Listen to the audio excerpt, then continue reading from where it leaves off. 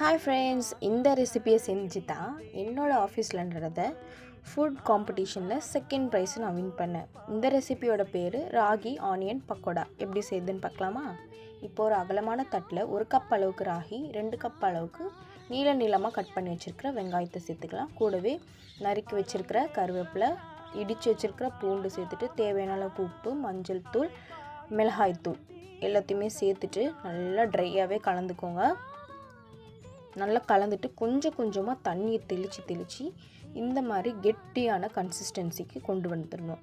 இப்போது ஒரு கடாயில் ஆயில் ஊற்றிட்டு ஆயில் நல்லா ஹீட் ஆனதும் நம்ம செஞ்சு வச்சுருக்கிற அந்த ராகி ஆனியன் மாவை கொஞ்சம் கொஞ்சமாக உதிரியாக செஞ்சு அந்த எண்ணெயில் போடுங்க.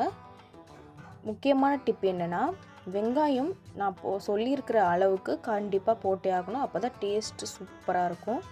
இப்போது அந்த வெங்காயம் நல்லா கோல்டன் ப்ரௌன் ஆகி நல்லா மொறுன்னு ஆனதும் நம்ம எண்ணெயிலேருந்து வடிகட்டி எடுத்து ஒரு நியூஸ் பேப்பர் அப்படின்னா டிஷ்யூவில் வச்சோன்னா சுவையான ராகி பக்கோடா ரெடி.